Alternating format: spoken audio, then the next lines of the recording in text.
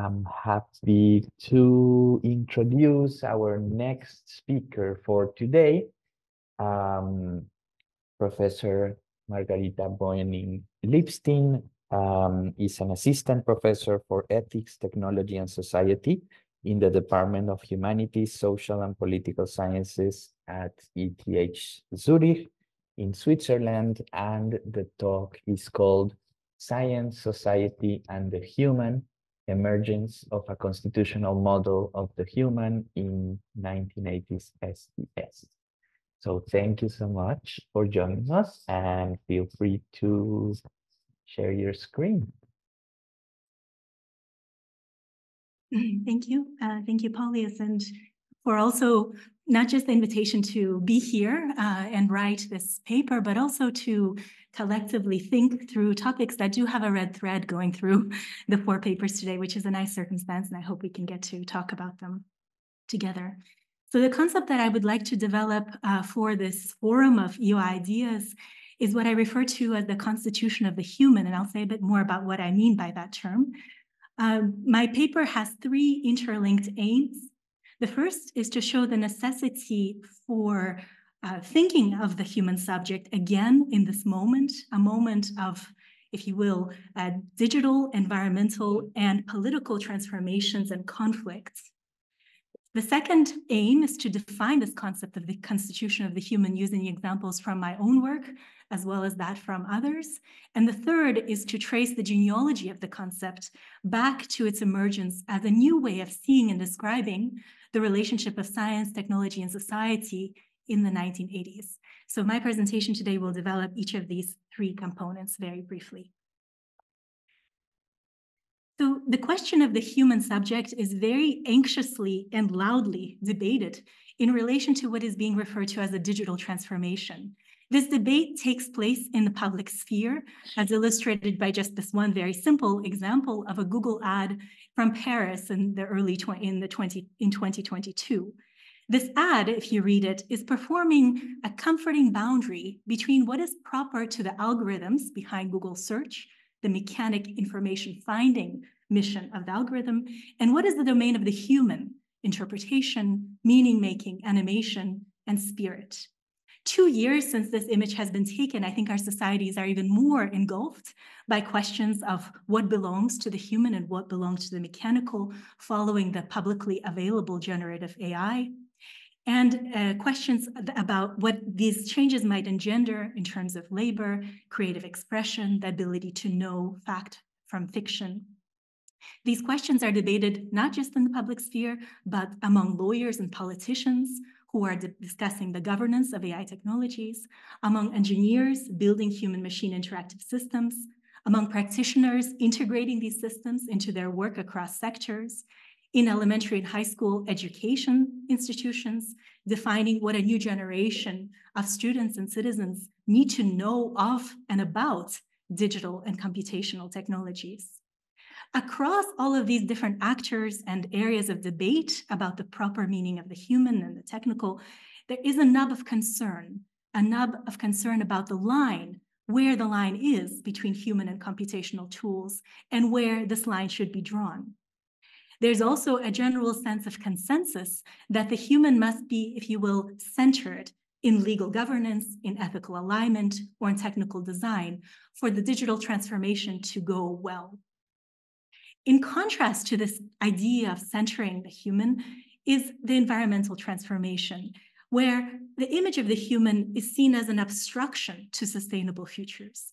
Here, social structures such as progressive narratives of economic growth, extractive dynamics of global capitalism are seen as a problem and that need to be transformed in part by subordinating human interests to, quote, more than human relationships and sensibilities. This is both the position of humanists, for instance, the famous work of Dipesh Chakrabarty on planetarity, as well as ecologists and climate scientists. But even as many call for decentering the human for just environmental futures, others insist on more technological intervention via explicit climate engineering, such as reforestation or solar radiation management. At bottom, again, is the desire to properly understand and position the potential of the human in relation to an imminent sense of crisis. Arguably, with greater significance for each person's lived experience, the problem of the human subject also runs like a red line through contemporary political conflicts that question and remake established epistemic foundations.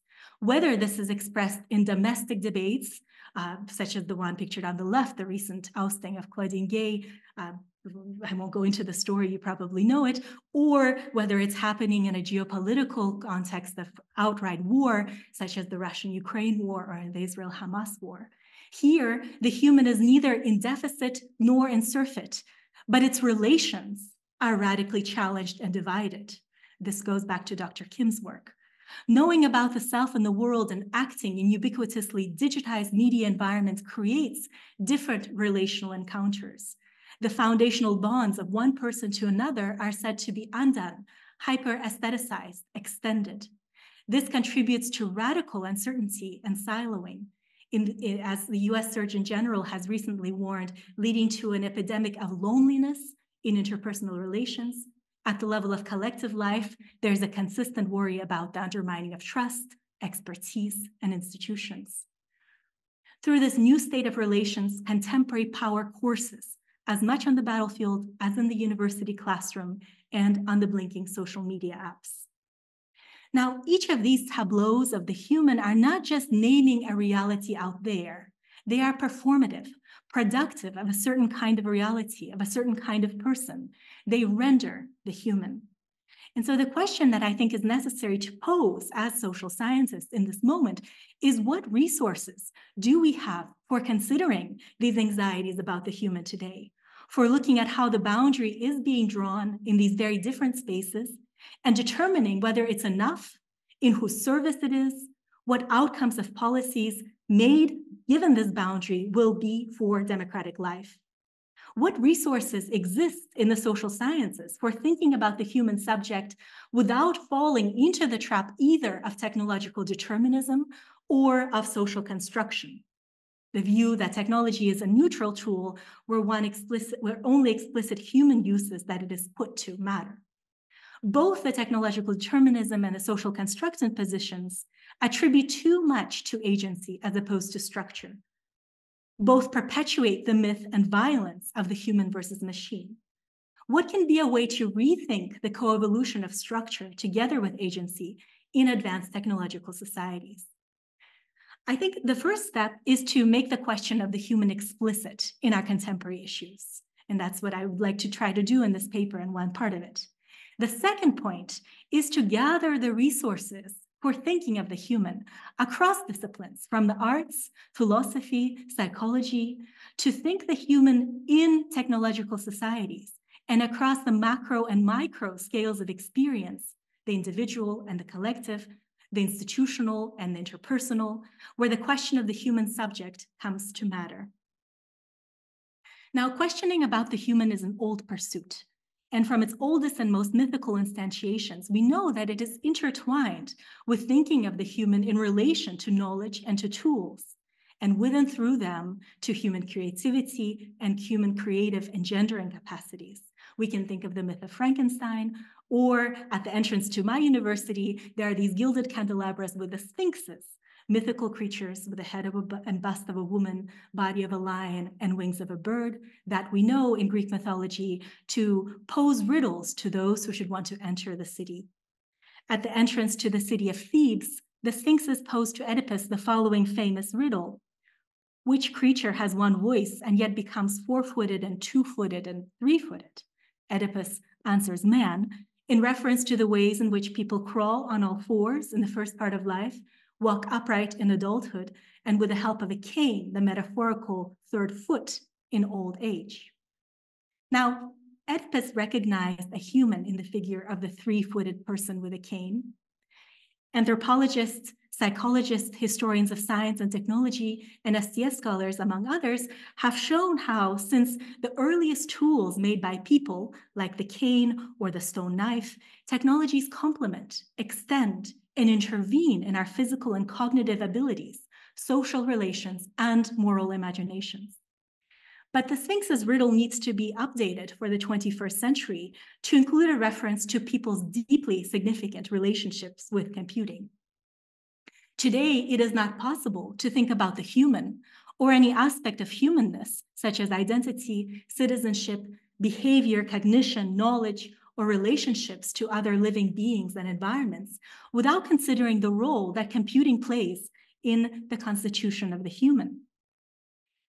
Building on the work in STS on bioconstitutionalism, I use the term constitutions of the human to refer to how technologies make up people in their ways of being, our bodily practices, habitual actions, our forms of reasoning, and inform the norms according to which people live.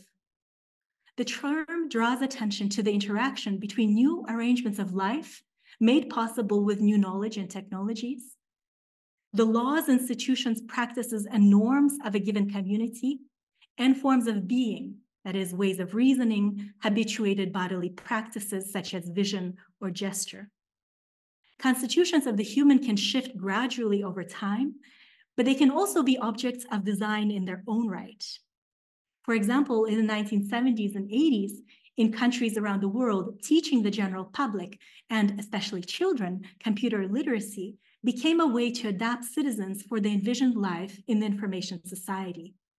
When I studied comparatively the American, French, and Soviet computer literacy programs, I found that across the cases, for leaders of computer literacy movements, being computer literate meant much more than knowing how to program or to use a word processor. The computer in its public and personal form was an artifact reimagined to be integral to individual lives and identities, as integral as the traditional instruments of reading and writing. According to one French television program, computers were tools for people to, quote, dream and build lives with.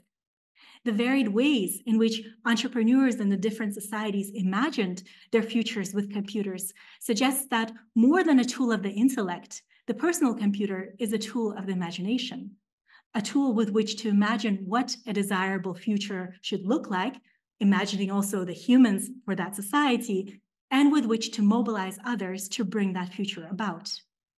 The material artifacts of distributed personal computers were animated not only by electrical signals sent across wires, but by the structuring imaginaries of interlinked, digitally literate people who must be activated through these material inventions to be fit for life in information societies. Indeed, this is why the infrastructure projects of producing tech-savvy societies through education, in my cases, is constitutional in nature. This is the way that I understand the fullness of the relationship between constitutions and infrastructures, not one being like the other, but one as the other. The rise of public computing is a time when this hybridization begins to happen in computer literate societies, and it continues to play out powerfully today in ways that I've alluded to and in the paper that I will illustrate with additional examples. Now, to turn to the third and last aim of my paper, which will be to trace the genealogy of the concept of constitutions of the human back to the emergence of a new way of seeing and describing the relationship of science, technology, and society in the 1980s, when a new field called Science, Technology, and Society, or STS, comes into being. Now, here I've identified three areas of STS scholarship that I think each contribute in a different way to the idea of a constitutions of the human. The first could be to group Bruno Latour and Michel Calon together in their seminal work on developing actor network theory. Here they showed, as sociologist David Edge has referred to, a quote-unquote irredeemably human, or as others have said, living science.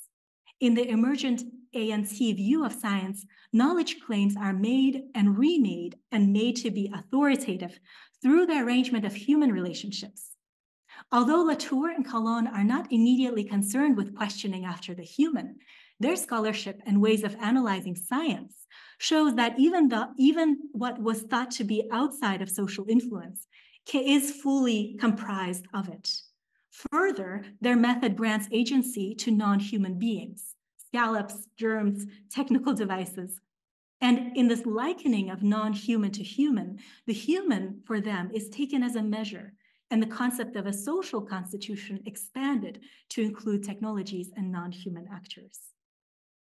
Another current of thought in 1980 STS took on the human subject and technological change more directly.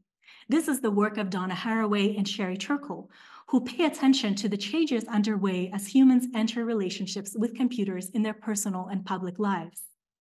They track the changes and imagine their significance for both then present-day psychological states and political realities. This scholarship insists on both the material reality of the changes and the evocative, imaginary, fictional, and metaphorical power of computing for human reimagination of self and society. They've contributed generatively to the essential interplay in the concept of the constitution of the human between imaginaries and the hard reality of material bodily institutional transformation with public computing. And the third and last that I will mention for today, area of scholarship in STS, going back again to the 1980s, that contributes to the concept of constitution of the human, is the work of Sheila Jasanoff and Ian Hacking, who from the start take up an interest in the societal problematics and the forms of reason and values that underpin society's ways of framing and resolving problems that are at once epistemic and normative. Their focus is on the constitution of the right, reason-able people, excuse that complicated formulation, but right reasoning and reason-able, able to reason in right ways is a concept that I want to play with, where rightness in a normative sense is produced together with epistemic categories and practices. This shows a dynamic subject construction whose ontological and normative identity comes into being with commitment to specific ways of knowing the world. So in conclusion, why trace the concept of constitutions of the human back to the 1980s and early STS? Well, first, because in this moment, in our present day, digital, environmental, political, epistemic transformations, the field of STS, I think, really needs to reflectively examine itself to understand its past, its strengths and weaknesses, and what it has to offer in a world in which its unique subject matter, technology and society, is so much in the public eye. I think its scholarship is much more necessary than ever, and at the same time, I think it has made some, continues to make some, not mistakes, but scholarship that is less interesting than what it could be doing. And so I think this is a necessary pivotal moment to refocus our attention on what is worthwhile and helpful in STS scholarship. And the second reason is because the socio-technical context in which the field of STS is formed and was responding to provides an interesting parallel to the present-day cocktail of concerns about the human subject. The 1980s was a decade where environmental consciousness and human-computer relationships matured, and social scientists could discern the significance of the social and political consequences of society's technological choices of the 1960s and 70s. All those issues of nuclear weapons, the space race, the moon landing, chemicals, bioengineering, air pollution, all of that could be actually processed in the 1980s. And their task was not only to build understanding of technology and society in this moment, but also to create methods for the remaking of the relationship of science, technology, and society, a project as necessary today as it is and was then. Thank you very much for listening. Thank you very much for the wonderful talk. Any questions from the audience? Yes, Michael. Thanks. Yes, it's a really fascinating set of questions. I'm interested in questions, kind of overlapping questions as well. So I look forward to chatting with you over the next month. I guess what I'm curious about is if you could just say a few words, just preliminary words on kind of what the STS perspective brings to these kinds of questions that's kind of unique, that's different from what we get from kind of normative philosophy. I mean, one question is just, do you see a better way of saying this question actually is, do you see your project as fundamentally normative, or is it descriptive? And you might be inclined to resist those categories too. But if you had to choose, do you see that? Do you see the underlying goal as kind of sociological description of processes that are unfolding, or do you that maybe have some normative implications, or are you kind of see yourself as fundamentally offering a normative vision of how, you know, society ought to constitute certain kinds of relationships? Right. Thank you. Well, I think, again, to be very true to my discipline, it would be possible to think of a descriptive enterprise that would not be normative. So that synthesis of description, you know, of vision, of a scholarly vision, is deeply interested and motivated and desiring to intervene towards specific ends already. And yes, for me, those ends are very strong. You know, the ideas about, for instance, a more richer conception of justice, which I think, again, if we analyze the history of justice, evolution of the concept of justice with technology, I think there's an impoverishment, especially with digital and computational systems, of what people consider to be both opportunities and the violations of justice. So a richer reconceptualization of justice or of democracy and democratic institutions in a context of ubiquitous digital technologies is is obviously a normative political interest of mine. So I think there is an opportunity to describe the Constitution. The concept of the constitutions of the human tries to avoid the traditional opposition of human versus technology, human versus machine. It tries to find that in history and in our presence, and show that that is the case, and how on that intertwined existence, making of human technology futures, we can aspire towards reflexive aims and visions of the good. Again, not to say mine are the right ones, but I think collectively held, democratically deliberated ones would be the ones to support. No, just the beginning answer to what I hope we can discuss. Sure, absolutely, very interesting. Thank you. Great, thank you. I think we have Patricia as well. Yes, thank you. Very interesting. I was wondering a little bit about, because the way you presented it was in such a way that I would have expected you to say something about transhumanism, and you didn't. And so I was wondering why. Thank you. Yeah, I think that is an interesting component of the history of, and probably should be included. It's right that you point to its absence. I think what I've been looking, the kind of places that I've been looking have been a bit more kind of the sites, the empirical sites on which the idea of the constitution of the human has been deliberated, have been ones that are more removed from the transhumanist world. Although actually, in a funny way, I was a kind of a participant observer in Singularity University, like Ray Kurzweil's project some years back. So the more banal spaces like, or more normalized spaces like education, classrooms of the 1980s, in public schools, or spaces like city innovation projects. I did a study in Boston's innovation district and the visions of making citizens there with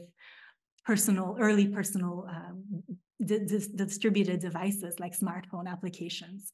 So kind of, more banal spaces where the question of the human and the digital are formed, but absolutely essential to that, you're right, is that whole parallel track of thinking of transhumanism and the radical visions there, the fictional ones, as well as the practical communities and implementations of those dreams.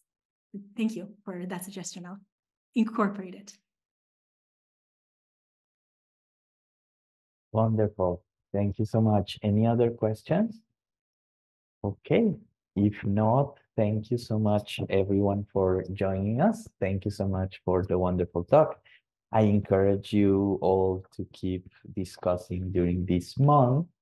And just a very brief note to let you know that, as always, we have one of these Paris IAS sessions every month. The next one will be on the 2nd of February on Friday, same link, same time of day, And the speakers will be Jean Desetti from the University of Chicago and Philippe Rochat from Emory University. Thank you so much, everyone, for joining. Thank you so much to all the speakers, and see you next time.